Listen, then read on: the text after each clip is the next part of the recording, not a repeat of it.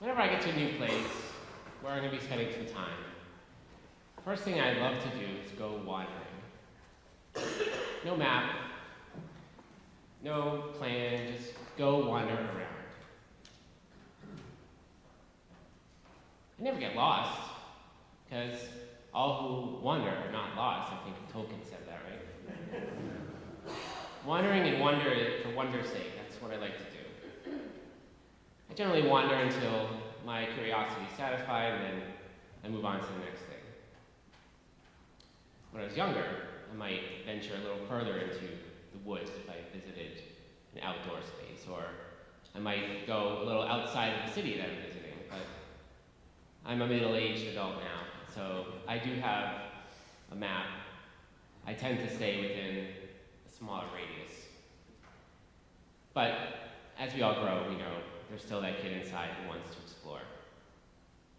So you can imagine, last Sunday, my first day here in this new space, Sadie asked me to go for a wandering walk.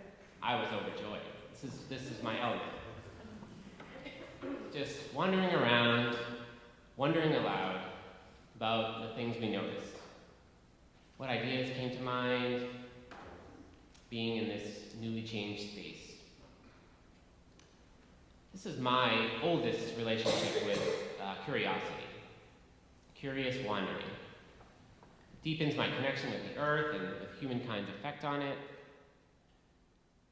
And the exploring helps me expand my understanding of the richer story of the areas I visit. In this way, a foreign or mysterious land becomes familiar and enlightening. New discoveries are made around each corner. If I go into the woods, for example, I might see that the squirrels here are different than the squirrels, the colors where I came from. Or this forest has a lot of pine trees, and the one I grew up with had a lot of oaks and maples. Like a 2-year-old in the place for the first time, I get curious about everything. But being curious can deepen our connection not just with places, but definitely with people as well.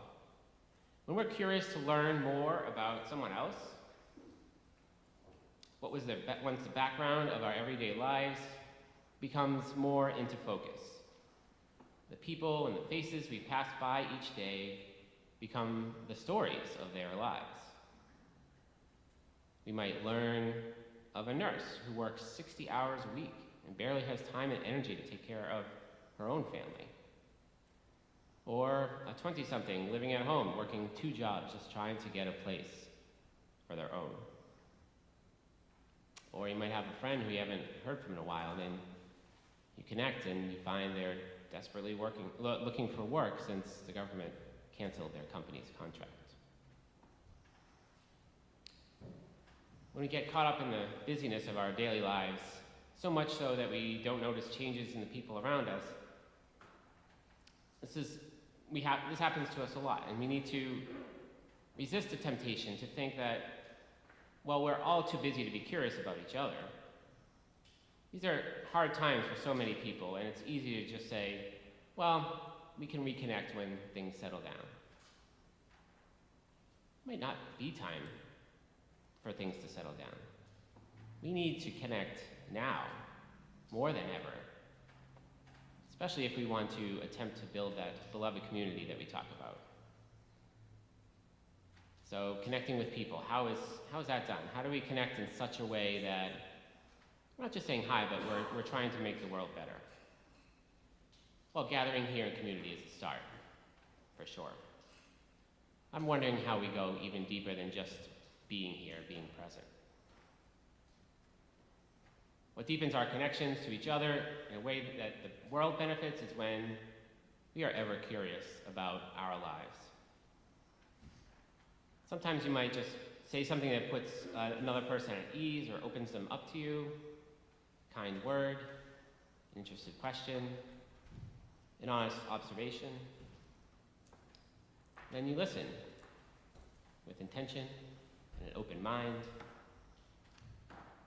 With a firm basis in respectful conversation, connection can deepen from there.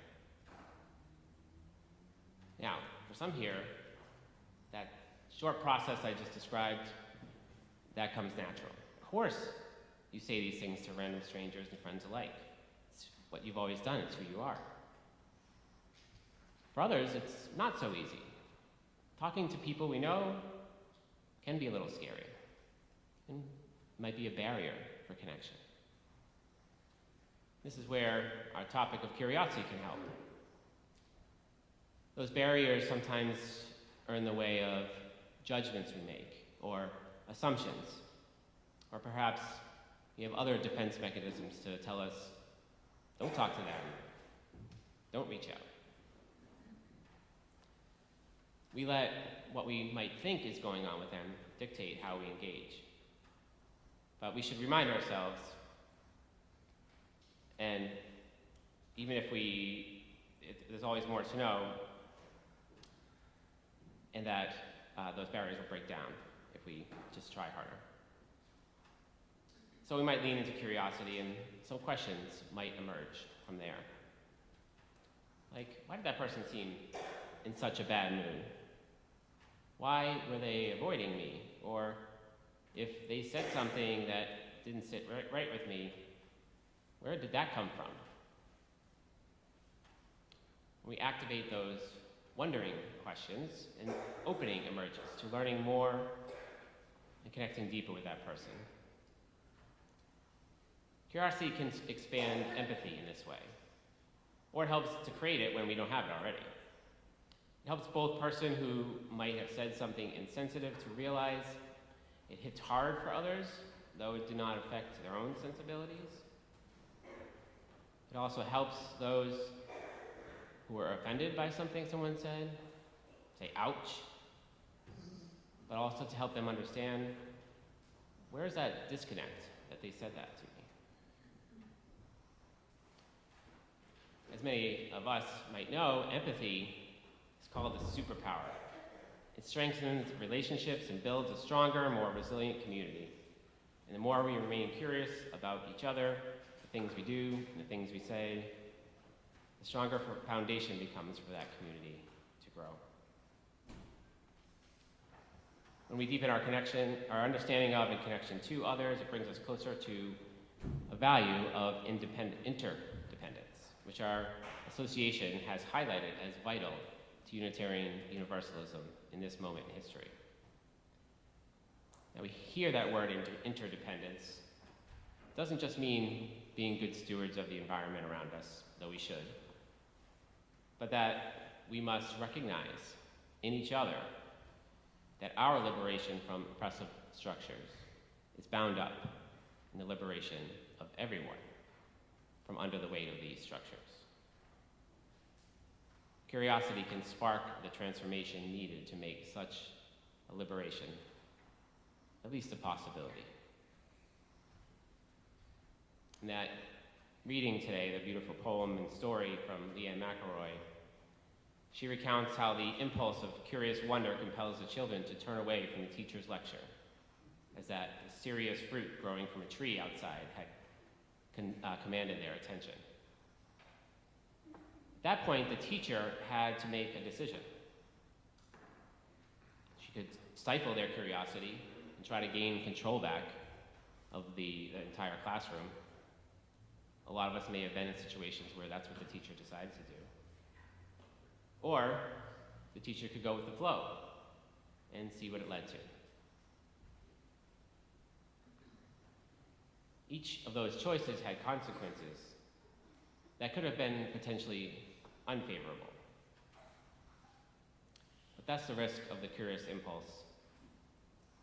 And yet it's also a power to help it transform in its capacity. Educator and philosopher Paulo Freire sees curiosity as liberatory when it is not stifled. It is a driver in learning from a very young age. We've seen the youngest of children ask, what's that? What's that? What's that? So we know it's there. It's there from early on. But yet, our traditional education system is generally interested in containing it, sometimes condemning, sometimes punishing curiosity. if it does not conform to the structure of the lesson. Or worse, if a child's curiosity challenges the authority of the teacher. In a system that's about maintaining power and hierarchy, we see that the curious impulse can be a dangerous gift. We realize that the oppressor and the oppressed are interdependent, and they're bound up with each other. And we can understand that the knowledge that we gain from being curious can transform all of us to be people who are free of oppressive control. So as a people, as a humanity, where are we now? Don't know? Let me Google it. Hey Siri, where is humanity heading?